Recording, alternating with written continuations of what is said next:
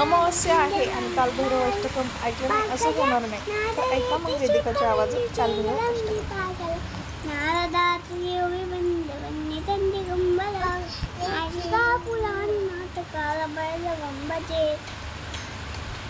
पातवंती बास्वलं तमाती बाती कंपलं बीरकट्टं मिस्मिदात दायपं बिलोजनं कालकातं मंबुजा शशूलं अक्षरं काचिका पुलानी नाटकाला बैलवंबजे. तर अशा पद्धतीने वेदिकाने कालभैरव अष्टकम म्हटलं आहे. तर आज आहे शनिवार, शनी अमावस्या आहे. तर आज कालभैरव अष्टकम म्हटलंच पाहिजे. पांडुरंग फक्त एक दान मिळे जाणे मुक्ती ऐसे. नमस्कार सर्वांना, शुभ सकाळ, श्री स्वामी समर्थ. तर आज आहे शनिवार आणि शनी अमावस्या आलेली आहे. तर वर्षातली शेवटची अमावस्या आहे. जसं की आपला मराठी महिना असतो, तर मराठी महिन्यातली शेवटची अमावस्या. तर अशी आपली अमावस्या आहे आणि उद्यापासून नवीन वर्ष म्हणजे गुढी उभा करून आपण चैत्र महिन्यातला पहिला दिवस गुढीपाडवा असा आपला सादर होणार आहे आणि सुरुवातही होणार आहे. तर म्हटलं आज शनी अमावस्या आहे आणि शनिवारही आहे. तर शनिवारी आपण ज्या काही घरातल्या निगेटिव्ह गोष्टी असतो तर ते आपण नेहमी काढून टाकत असतो. तसंच मी तर काल परवा काही साफसफाई केली आहे. तसं की मी कालच्या व्हिडिओमध्ये सांगितले, सातारहून आल्याच्या नंतर सगळं काही केलं. पण म्हटलं आता आज मीठ, गोमूत्र आणि जे लिक्विड आहे ते टाकून फरशी स्वच्छ पुसून घ्यावं. सगळ्यात अगोदर सुरुवात करते ती म्हणजे किचनपासून. तर आहे ना, मी फरशी पुसताना कुठलं मीठ वापरते ते सगळ्यात अगोदर सांगते. तर हे आहे माझं खडा मीठ. तर आहे ना, मी हे सेपरेट असं करूनच ठेवलं आहे. जे की हे छोट्या छोट्या गोष्टी असतात पण ते आपल्याला लक्षात येत नाही याच्यासाठी. म्हणून मी नेहमीच काय करत असते, खडा मीठ जे आहे बारीक मीठ कधीच घेत नाही. 1 ते 1.5 चमचा मी खडा मीठ घेते. असं हे मोठं टोपलं घेतलं आहे आणि त्यानंतर हे आमच्या गावाकडं म्हणजे माहेरी गाईचं गोमूत्र आहे. शुद्ध आहे, कारण की इकडे तिकडे मागण्यापेक्षा आम्ही गावाकडनंच मागवत असतो किंवा आम्ही जरी गेलो कोणी तर येताना एक बॉटल भरून घेऊन येत असतो. तर असं हे जे गोमूत्र आहे, मीठ, गोमूत्र आणि त्यानंतर पाहिजे तेवढं पाणी. आता एवढं झाकण भरून ह्याच्यापेक्षा जास्त एवढं गोमूत्र यात पडले आणि थोडंसं लिक्विड टाकते. आता फरशी पुसायचं जे लिक्विड मी वापरते तर ते माझं संपलं आहे. त्याच्यामुळं मी इथे जे लिक्विड वापरणार आहे ते डेटॉलचं लिक्विड आहे, जे की कपडे धुण्यामध्ये यूज करत असते मी. तर चालतं, ते सुद्धा चालतं, कारण की त्याने सुद्धा घर हे शुद्धच होतं.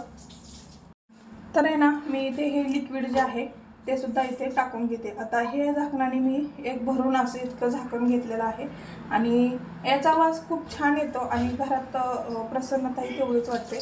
आणि आता मी थोडंसं पाणी टाकून घेतलं आहे आता, जेणेकरून हे विरघळून जाईल.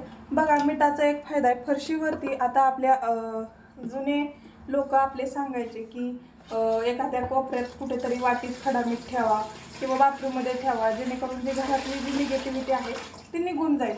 अशा गोष्टी सांगितल्या जातात आणि त्या होईल तेवढं मी पाळण्याचा प्रयत्न करते. आणि मला काही लोक असं म्हणतात, तू एवढं करत राहती, हे करते ते करते, तर तुझ्या मागं काही ना काही चालू असतंच. बरं, करतो ठीक आहे, पण नाहीच केलं तर अजून कसं तरी वाटतं, म्हणजे शांतता वाटत नाही. आणि त्यातून पण जरी दवाखाना वगैरे असला तरी पण त्यातून सुद्धा मार्ग मिळतो. हे एक मी सगळ्यात मोठी बाब म्हणेल. आता मी यात फडकं टाकलं आहे, जेणेकरून हे फडकं आहे ना पूर्ण याच्यामध्ये जे पाणी आहे ते छानपैकी शोषून जाईल. याच्यासाठी मला पाहिजे तेवढं पाणी मी इथे ॲड केलं आहे. आता साधारण हे पाणी 10 लिटरपेक्षा जास्त असेल किंवा थोडंफार कमी असेल, एवढा माझा अंदाज आहे. तर आहे ना, हे पाणी जे आहे ते मी छान असं मिक्स केले आणि याचा जो वास आहे तोही खूप छान येतो आहे. आता मी किचन वगैरे सकाळीच साफ करून असं झालेलं आहे, पण हे जे पाणी केलेलं आहे, जे की गोमूत्र लिक्विडचं मिठाचं जे पाणी केलेलं आहे, तर ते पाणी जे आहे तर त्या पाण्याने मी किचन एकदा स्वच्छ पुसून घेते आणि यांना एक साईडला ठेवते. बघा, छोटं मीठ आहे, पण मी हे छोटं मीठ कधीच फरशी पुसताना यूज करत नाही, खडा मीठच यूज करत असते. चला आता मी हे सगळं जे आहे ते पुसून घेते. तर आहे ना मी आता सगळं पुसायला सुरुवात केली. तर सुरुवातच केली जी आहे ती किचनपासून केली. किचन मी अगोदरच पुसला होता. सकाळचं माझे काम आवरले, जसं की धुणं भांडी असेल, किचनवरचं जेवण बनवणं, किचन पुसणं, ते माझी सकाळची कामं माझे 2-2:30 वाजेपर्यंत मी आवरून घेतले. आणि त्यानंतर मग हे जे आहे जे फरशी पुसायचं किंवा जे बाकीची जी कामं आहेत ते मी आत्ता करून घेते. तर आहे ना किचनपासून सुरुवात केली म्हटलं पहिली स्टाईल पुसून घेतली, त्यानंतर किचन ओटा पुसला आणि त्यानंतर मग खाली फ्रीज पुसलं आणि त्यानंतर मग फरशी वगैरे सगळं काही पुसून. छोट्या छोट्या अशा काही गोष्टी असतात ज्या आपल्याला माहिती नसतात किंवा माहिती जरी असलं तर त्याचे फायदे काय आहेत ते कळतही नसतात. तेच मी आजच्या व्हिडिओच्या मार्फत मी तुम्हाला सांगण्याचा प्रयत्न केला आहे. सो आजचा व्हिडिओ तुम्हाला कसा वाटला, माहितीपूर्ण वाटला का नक्की सांगा. मी नेहमी शास्त्रशुद्ध टिप्स मराठी टिप्स वगैरे देत असते, परंतु गेल्या काही दिवसात मला काय ते टिप्स वाचणं किंवा तुमच्यापर्यंत पोहोचवणं हे काही जमलं नाही. तर वाटलं आज व्लॉग आणि व्लॉगच्या माध्यमातून जे काही मला टिप्स सांगायचे आहेत, जे काही मला माहिती आहेत, तर मी त्या तुमच्यासोबत शेअर करते. आता परवा दिवशीच आहे स्वामी समर्थ प्रकट दिन महाराजांचा. किचन जे आहे ते मी या पाण्याने स्वच्छ पुसून घेतले. तर असं दिसतंय. आता जी खालची फरशी आहे ती सुद्धा मी पुसून घेते. वेदिका पाणी खेळू नकोस, या इकडं ये, सांडू नकोस, बस इथं तुझ्या चेअरवर बस. मोबाईल बघायची? काय बघणार मोबाईलला? भूत? मुझे भूत से डर लगता है बहुत, और तुझे भूत देखना है क्या भैया? लगा देते, रुको जरा. ती माझं कधी कधी ऐकत नाही वेदिका, म्हणून आहे ना तिच्यासोबत कधी हिंदी तर कधी थोडीफार इंग्लिश मराठी अशा लँग्वेज मिक्स करून तिला बोलावं लागतं.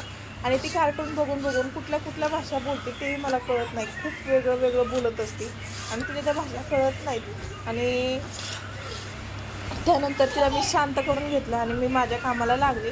तर फरशी पुसून फरशीचं पुसताना फडका हातात घेते की नाही तवर कोल्या उठला आणि मग काय तो रडायला लागला. परत त्याला शांत केलं, त्याला बसवलं तिच्याजवळ आणि मग परत मी माझ्या कामाला सुरुवात केली. असं माझं रुटीन झालं.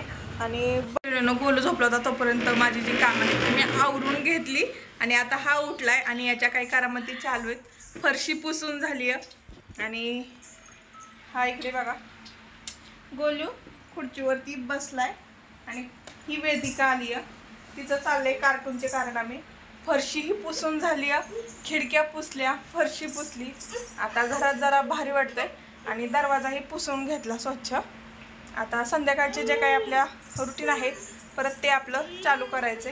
तर आहे ना आज अमावस्या आहे आणि अमावस्या असल्याने आपल्याला काय उपाय करायचे बघा.